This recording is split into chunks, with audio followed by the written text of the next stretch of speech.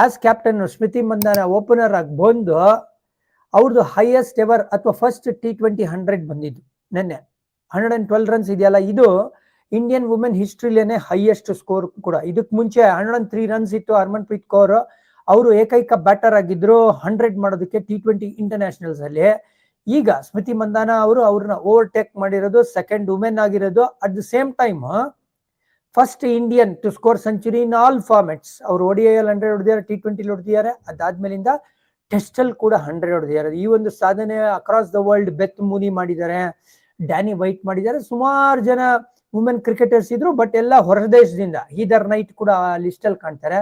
But first Indian ಯಾರು ಅಂತ ಹೇಳಿದ್ರೆ ಅದು ಸ್ಮೃತಿ ಮಂದಾನ ಅವರು. ನಿನ್ನೆ ಆಡಿದಂತ ಇನ್ನಿಂಗ್ಸ್ ಹೌದು, ಒಂದು ಅವಕಾಶ ಸಿಕ್ತು, ಅಲೈಸ್ ಕ್ಯಾಪ್ಸಿನ್ ಕ್ಯಾಚ್ ಬಿಟ್ರು, I think mid wicket region ಅಲ್ಲಿ ಸೂರ್ಯ ಕಣ್ಣಿಗೆ ಬಿದ್ದು ಅಂತ ಬಿಟ್ರೆ ಚಾನ್ಸ್ಲೆಸ್ ವಂಡರ್ಫುಲ್ ನಾಕ್ ನಿನ್ನೆ ಅವರಿಂದ ಬಂದಿದ್ದು. ಒಂದೊಂದು ಏಟುನು ಒಳ್ಳೆ ಪೈಂಟ್ ತರ ಇತ್ತು. ಇನ್ಫ್ಯಾಕ್ಟ್ ಪೋಸ್ಟ್ ಮ್ಯಾಚ್ ಪ್ರೆಸೆಂಟೇಷನ್ ಅವ್ರು ಹೇಳ್ತಾರೆ ಅದು ಓಪನ್ ಫೀಲ್ಡ್, ನಿನ್ನೆ ನಡೆದಂತ ಪಂದ್ಯ ಟ್ರೆಂಟ್ ಬ್ರಿಡ್ಜ್ ಅಲ್ಲಿ, ಹಾಗಾಗಿ ಗಾಳಿ ಬೀಸ್ತಾ ಇತ್ತು. ಸೊ ಆ ಗಾಳಿನ ಯೂಸ್ ಮಾಡಿ ಯಾವ ಎಂಡಲ್ಲಿ ಹೊಡಿಬೇಕು ಬಿಗ್ ಶಾಟ್ಸ್ ಅಂತ ಲೆಕ್ಕಾಚಾರ ಹಾಕೊಂಡು ಬಂದಂತ ಒಂದು 100, ಅದನ್ನ ನೀವು ಅಪ್ರಿಶಿಯೇಟ್ ಮಾಡ್ಲೇಬೇಕು.